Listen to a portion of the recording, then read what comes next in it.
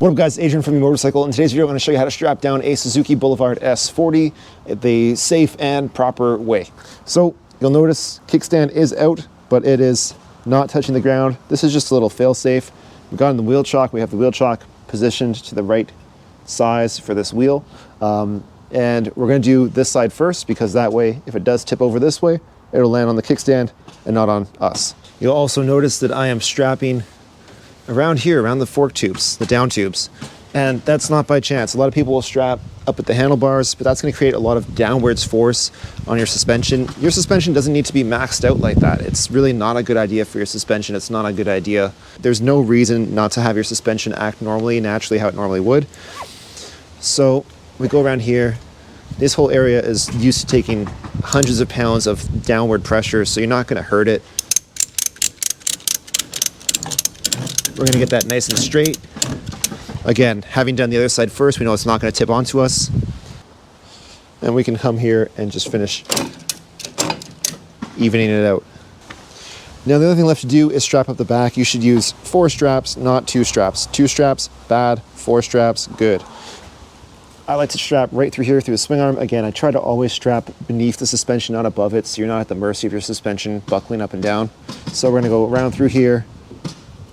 And I use these as anchors. These are soft loops. I'll link to everything I use in the description box underneath this video.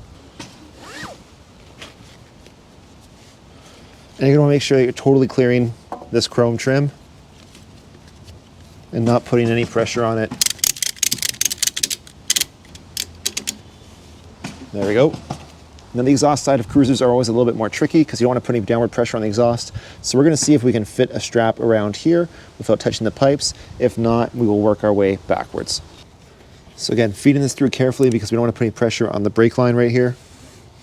So as you guys can see, no pressure on the exhaust pipe, no pressure on the brake cable. We're golden. Now some people might say this is overkill and only do 1 strap at the rear. The problem is when you do that, you run the risk of the bike fishtailing if you have to do a sudden swerve or if you're on an on-ramp and you're really hitting the gas. Your front end is solid, yes, but your back end could slip around. Then you end up scratching the side of your exhaust pipe. What you really need is one of these on each side. That one stops the bike from being able to slide this way. That one stops the bike from being able to slide that way.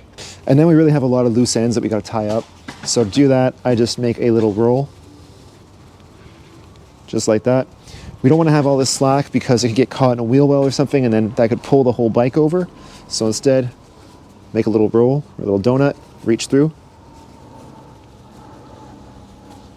Make a second little roll, pull it through, like that. Then we reach through our new hoop, grab our original, and pull down.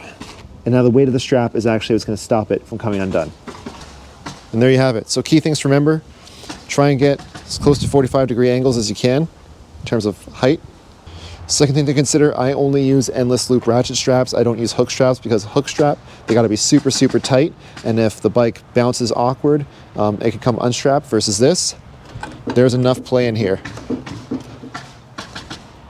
There's play in here. But if I put all 170 pounds of my weight, it won't tip over because the other side's not letting go.